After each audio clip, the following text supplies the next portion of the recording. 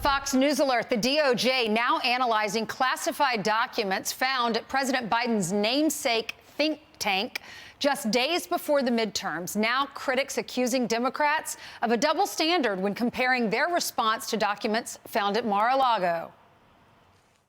If the Trump people represented that they provided all the classified or national security information and didn't, that's a serious problem. No one is above the law. Yep. And the rule of law in a democracy,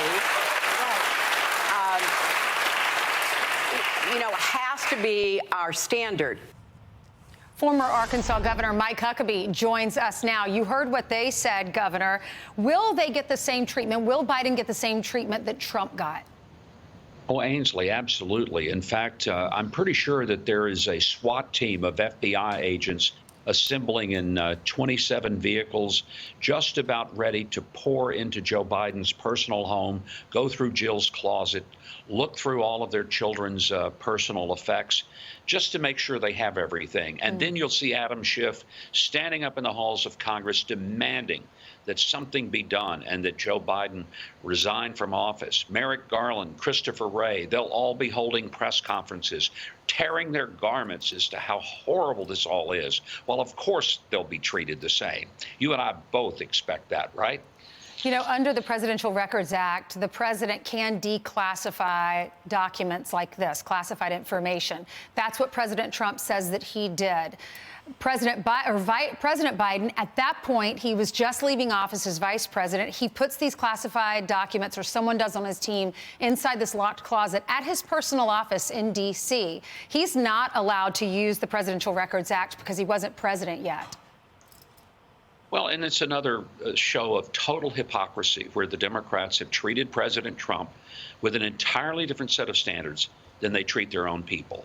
And I'm just a little surprised. We have seen at least some of the mainstream media giving some attention to this, which is surprising in itself, that they didn't just bury the story. How can they bury the story? And it would be maybe so stark of a contrast if it weren't for the way that they handled this story when Donald Trump was accused of taking records that he kept locked up and that he still had in his possession, and that he had claimed that he declassified. So the double standard is alive and well.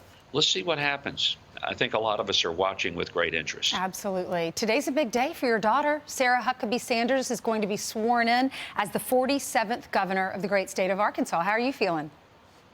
Pretty excited, a little overwhelmed. It's kind of surreal to watch that little girl that grew up in the governor's mansion and running around trying to hide from the state troopers and her parents, now moving in to serve as the 47th governor, but knowing that her kids are not going to be able to hide from her very well because she knows where all those places are. Yeah, she does. But more importantly, Ainsley, she goes with an extraordinary vision and, I believe, commitment to bring some bold and wonderful ideas to the people of Arkansas.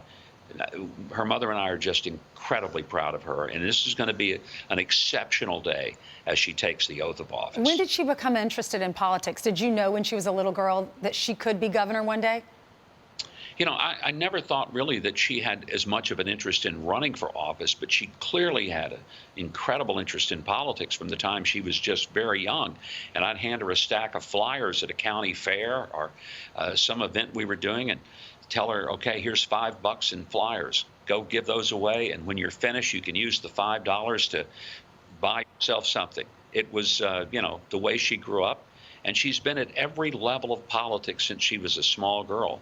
But today it culminates in her taking the oath, and it's going to be an extraordinary day for all of us. Well, I know you're proud of her. Congratulations.